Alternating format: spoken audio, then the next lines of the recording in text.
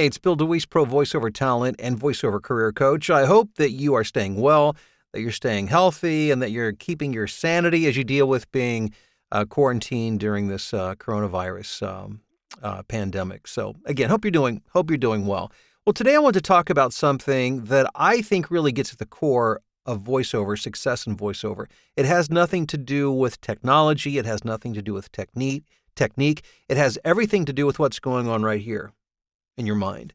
The longer I do this, and I've done it for a long while, and I've worked with hundreds of students, the more I'm convinced that your success in voiceover has more to do with your mindset than with anything else. Because I've seen over and over again people who are enormously talented that you think should be mega successful who aren't. And I've seen those who you would think, well, they really don't have any business getting into voiceover, who have been very successful. And it has more to do with this than to do with this.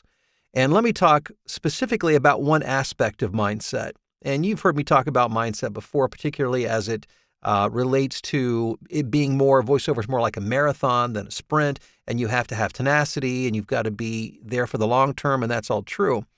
But here's another important aspect that perhaps deserves some attention, and that is this. To be successful at anything, you have to be willing to do the things that you have to do, even when you don't feel like it. Now, that may sound obvious, but think about that for a second. When was the last time that you knew you should do something to achieve whatever goal, and it might not have even been a big goal, just something you needed to get done, but you didn't feel like it, so you didn't do it? People who are successful understand the steps involved and what their plan is to get to where they want to go, and they do those steps whether they feel like it or not.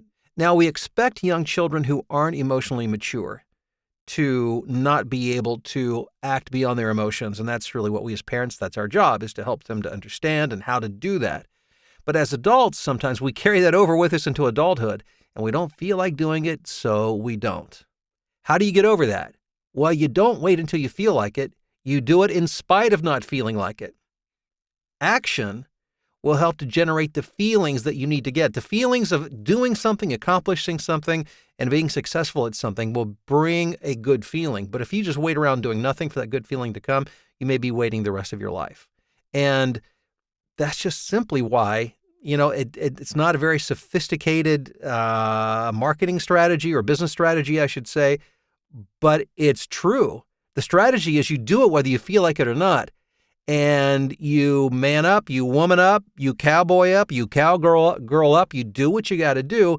And as you do those things, the feelings come. But if you put feelings first, it's all over. It is all over, because I guarantee you, I don't feel like doing this today. I don't even feel like making a video today because there's a lot going on today.